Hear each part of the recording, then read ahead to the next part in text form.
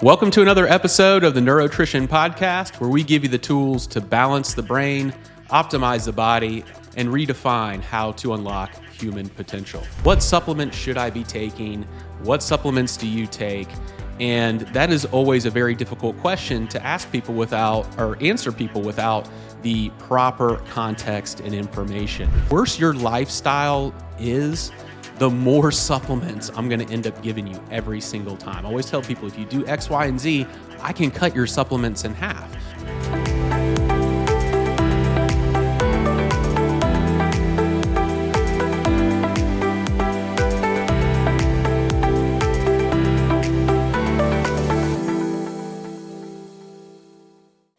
Don't forget to like and subscribe and follow us on Instagram, Facebook, YouTube, and TikTok at Neurotrition Podcast, or visit us at neurotritionpodcast.com, where you can listen to us on your favorite podcast platform. All right, today we got a cool episode. I think, one of the most common things that people ask me in the office is, what supplements should I be taking? What supplements do you take? And that is always a very difficult question to ask people without, or answer people without the proper context and information. If you're listening to this podcast, then, you're probably a person who listens to a lot of different podcasts or are on social media and seeing different influencers or different health experts who talk about all of these supplements and different things that are out there and cool new things that are out there. And everyone thinks, oh, well, it's good, so I should be taking it. And really, maybe not. A lot of those things that are out there are really good, cool things and can be very beneficial to you if it's something that you actually need. But what really happens in a lot of cases is that no one really takes that into context, looking at the different factors that really determine what supplements are going to be the best for you. So that's what we're going to talk about today. We're going to talk about some of those different factors. We're going to go through what I personally take, why I take it, and some of the reasons why I take certain supplements is going to mean that you probably don't need those supplements. So that's one big thing we're going to be discussing, going through, like I said, the factors that involve all that, and then hopefully maybe give you a little bit better picture of what you really need to take. It's not uncommon. Patients come into me and they'll literally come in with baskets of supplements, oftentimes 20 plus, and they probably need a third of those in reality. And it's always kind of fun to get people down to like a more manageable group of supplements. So let's transition. Here's what's wrong with every supplement recommendation you've ever gotten, okay? And it's simply that it doesn't take all of the both lifestyle factors, genetic factors, and real life factors that are playing out in your body to really determine that. It's really kind of an estimated guess. In medicine in general, we really like to put people in big groups. And what I mean by that is we're very protocol driven, and we rarely take the individual into context, because that's hard when you're giving generalized recommendations.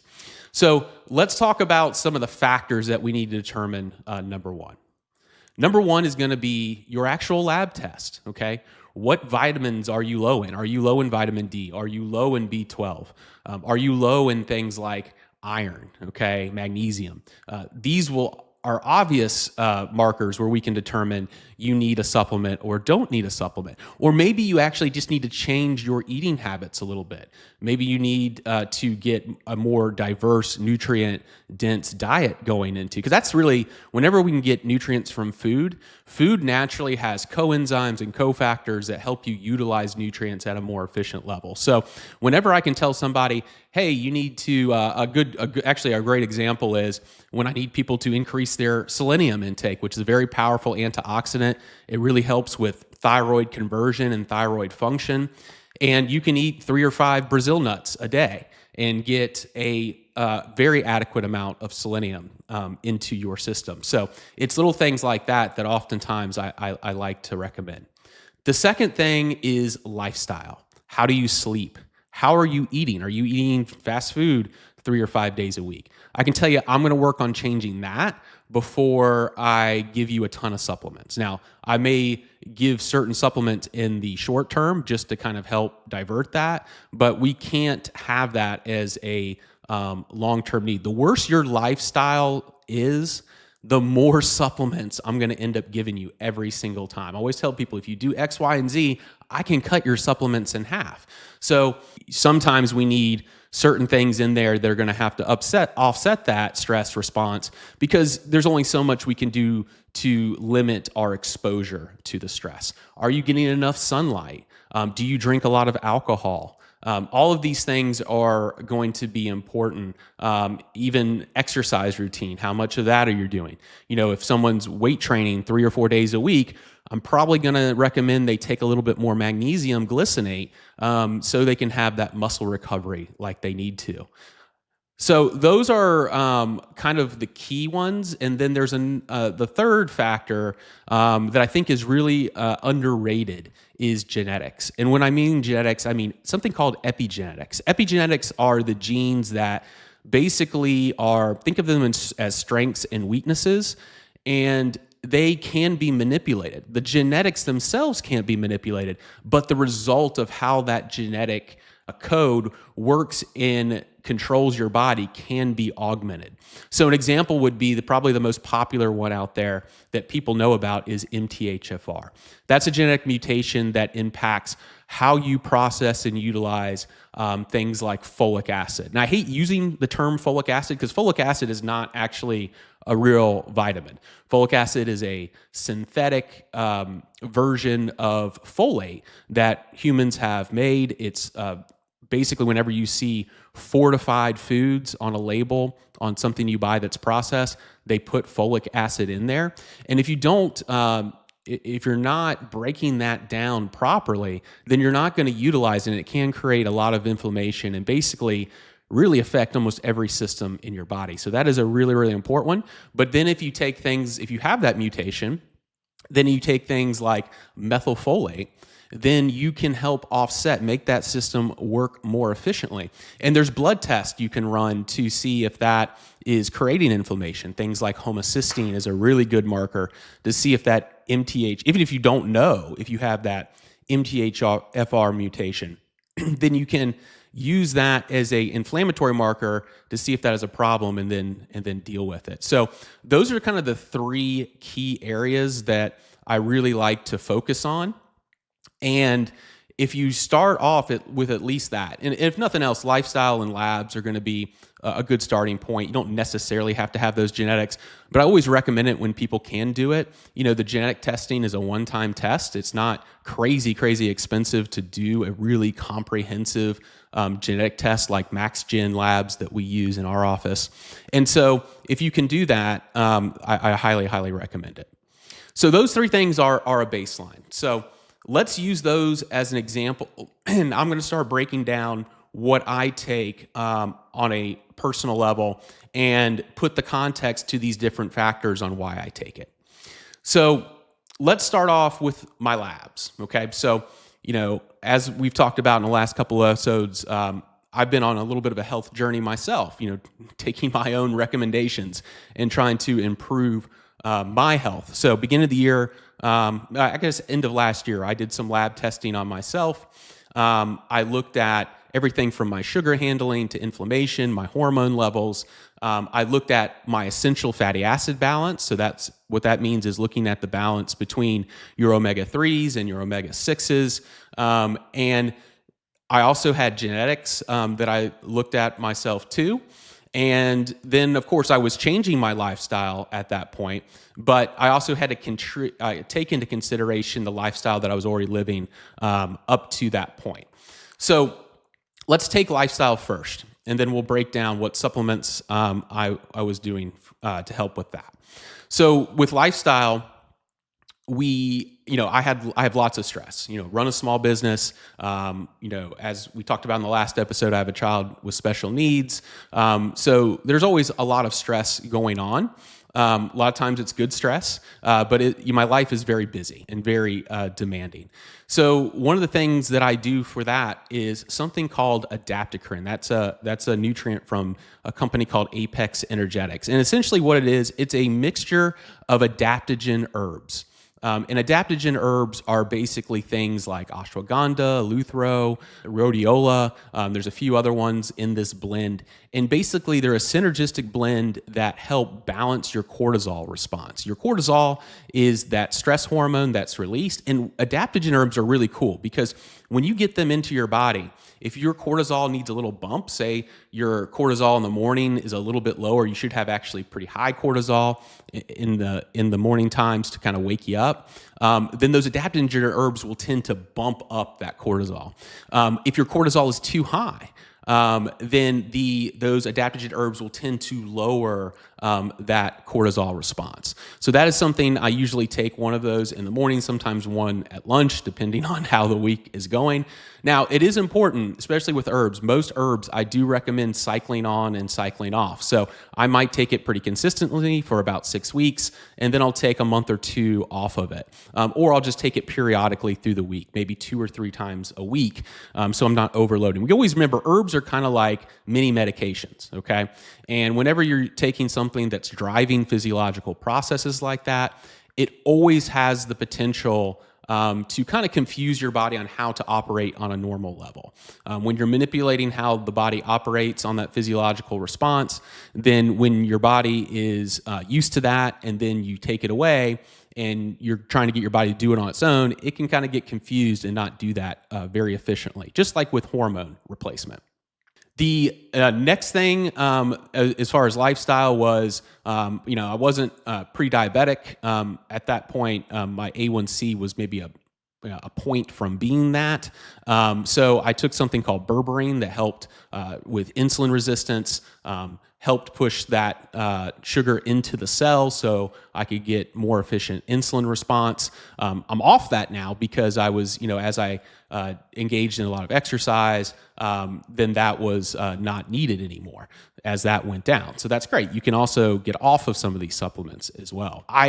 As I started increasing exercise, there were some things I added there. I added some CoQ10 to help with energy production at the cellular level, so that ATP production to help make cardio workouts and strength training more efficient. I started taking creatine, about 5 grams of that. That was something that helps build, because I wanted to build a little muscle while I lost some fat. So creatine is great. Creatine also has great, as we had a whole episode on that, also is very good for mental clarity, can really help you with focus and memory and different things like that. So that's also a good reason to take that as well. Now let's kind of transition a little bit into my labs. So the labs themselves showed a few things. My essential fatty acid level, I did not have enough omega-3s, which actually I wasn't surprised. I'm the only person in my household who likes fish. So that means we never eat fish unless we're out to eat or something like that. It's the only time I really get fish in my diet. And so in my genetics, on top of that, also showed that I was likely to need more omega-3s than the average person. So I take something called BioOmega 1000. It has basically each capsule has 1,000 milligrams of omega-3s, a high EPA, which is the anti-inflammatory, and a high amount of the DHA, which is more for your brain and eyes. So I take usually two to three of those a day to try to make up for that deficit, since it's not in my diet. You may not need that much, depending on your genetics, and then also depending on how much your genetics require and your diet requires. So that can really affect that. because I was working out, I am taking quite a bit of magnesium. Magnesium glycinate is really a good absorbable form. Another good version of magnesium is magnesium threonate, but that's more for your brain. So if you need it more for a calming or for sleep, threonate sometimes is a little bit more efficient on that level. Going more into my genetics a little bit, I did not have an MTHFR, which I was kind of shocked that I didn't have that. A good chunk, 60-70% of the population has some sort of mutation there. Wasn't upset about it, but what I did have in my genetics was my antioxidant systems do not work very well. So I don't produce things like glutathione very well. I can't get rid of inflammatory stresses on my cells very efficiently. So my quote-unquote multivitamin, I kind of hate that term. I use something called Mitocore. That's by a company called Orthomolecular. And Mitocore is really cool because it's kind of like a multivitamin for your mitochondria and your cells. So lots of methylized B vitamins. I do like to take those. It also has a lot of things like NAC, acetyl L-carnitine. It has lipoic acid in it. It has green tea extract in it. A lot of antioxidant nutrients to help not only help the cell work more efficiently, but help boost those antioxidant systems, because I did have some inflammation in my body. So that one makes a lot of sense. To me, if we're going to do a multivitamin, let's do something that actually works on making those cells more efficient. Because between processed foods, genetics, and generally our environment, I think most people could probably use a boost on how their mitochondria and cells are working. Okay, and so that is a majority of the supplements I take. My vitamin D was also low, so I did take about 5,000 units of vitamin D and K2. I do recommend taking those two together because the K2 does help any absorption of the vitamin D. It also helps keep calcium from going to other places in our body it shouldn't and just go to our bones. So K2 is a really key nutrient, I think, with vitamin D. If you're low, you should be taking at least 5,000 units. One important thing about vitamin D that no one tells you is that vitamin D is a fat-soluble vitamin. So what does that mean? That means you need fat to absorb it, okay? I use a vitamin D from Biotics that actually is emulsified, so it has fat in the supplement itself, so that really helps the absorption. But at the very least, make sure you're taking it with a little bit of food that has a little bit of fat, and that will make your vitamin D supplementation much more effective. I can't tell you how many people are taking 5, 10,000, even the prescription 50,000 units, and they are not moving their vitamin D, maybe a little bit, but not very much. And most of the time they say, well, I take it on an empty stomach. So, you're pretty much just throwing that down the toilet when you're doing it that way. Now, because my lab showed lower testosterone, which I've talked before on other episodes, and I started on some lower dose testosterone replacement, I had to do some things to protect myself, because one thing that can help, there's two main things that can happen with testosterone replacement, especially on higher doses, even though I'm doing lower doses. You can aromatize some of that testosterone into estrogen, okay? So to offset that, I take something called DIM, D-I-M, and calcium D-Glucarate. DIM actually helps break down the estrogen, and calcium D-Glucarate helps you essentially detox it out, okay? So there's a cool, Orthomolecular has a cool one called CDG Estrodim that actually combines the two together, so you're not taking two separate supplements. And so that has kept my estrogen in check without having to take any additional medication. The other thing that happens with testosterone replacement is sometimes you start producing too many red blood cells, okay? You can always give blood to help offset that, but also I found that chlorophyll is a really good nutrient to help modulate your red blood cells and the size of those red blood cells. So chlorophyll complex from Standard Process, which is all a whole food-based supplement company that does really, really great quality. Taking that has kept my red blood cells in check without having to take any other steps. Now, one thing that I do take, I don't take it all the time. People ask me a lot about probiotics. What probiotics should I be taking? And to me, I think when you look out at the landscape of kind of wellness and functional medicine, and these kind of health influencers in general, I feel like there's this vibe out there that everybody should be taking a probiotic every single day of their life. Gut health is extremely important, and it is something that a lot of people do have disruption. There's a lot of things in our environment, in our food, that do cause chronic gut issues. However, there is a balance to be had with probiotics. And one example that I'll use is some people will tell me, hey, if I don't take my probiotic for one day, I have horrible problems.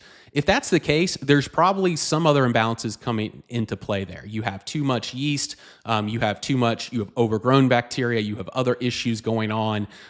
Your gut should be a lot more stable. You shouldn't be dependent on that probiotic every single day. Those are the kind of people that say, hey, let's run a GI map. Let's map out your gut flora and see what this really looks like, and see if we can balance your gut flora so you can have a little bit more stability.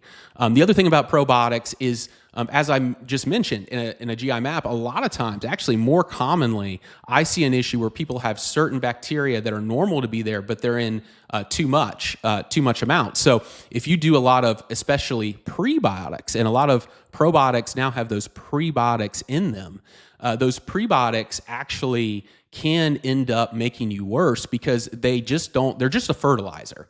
So they don't only just fertilize that good bacteria, they also will fertilize everything else. So those overgrown bacteria and other issues. So if you've ever taken a probiotic or a prebiotic and you've actually kind of felt worse or bloated, that is usually a sign that you have something like SIBO, a small intestinal bacterial overgrowth. That is really the issue. And in those cases, a probiotic is not appropriate for you. We need to clean you up a little bit and then put more maybe like spore type probiotics that actually can keep those bacteria kind of in check and keep from overgrowing. So there can be a time for prebiotics. I'm not saying there's not.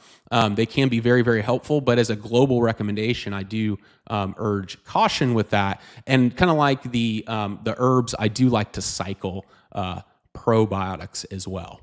Okay, so I hope that starts to give you guys a real clear picture of kind of how we start to look at what supplements we should be taking, how you go about designing that. That's one of the main services we do in our office, is help people figure that out. But we need real-time data, okay? Just your symptoms. And that's one thing that I think it's human nature, because that's kind of how medicine is set up in general, has kind of trained us to think, is that we think, hey, what supplement do I take for this? What supplement do I take for this? And it's more symptom based. What do I take for fatigue? What do I take for inflammation? And, there are certain things you can do to mask symptoms, but I do encourage people, work with someone who's actually going to try to get to that underlying why you have inflammation, why do you have gut issues, why do you have fatigue. All of those things are important, so you're not just throwing spaghetti up against the wall. But it's really important to have some real data to help you decide on these paths. So I really, really encourage you to take another look at that. So I will have my supplement stack. I'm gonna have a link to that so you guys can kind of look at it. If some of those things make sense for you, you'll have some ability to look at that. So this is something I think is really, really important. People are spending tons of money on supplements. My goal, even with people with a lot of issues, I like to try to keep you on 4 or 5 things at the most, even if we're trying to, and that's if we're trying to change some things, and much, much less if we're, having a good lifestyle, good diet, and doing all of the other things, and that supplement list is going to go less and less and less. All right, guys. Well, that is it for this episode of the Neurotrition Podcast. Please don't forget to like and subscribe and follow us on Instagram, Facebook, YouTube, and TikTok at Neurotrition Podcast. And of course, visit us at neurotritionpodcast.com to listen to us on your favorite podcast platform. And we will see you on the next episode.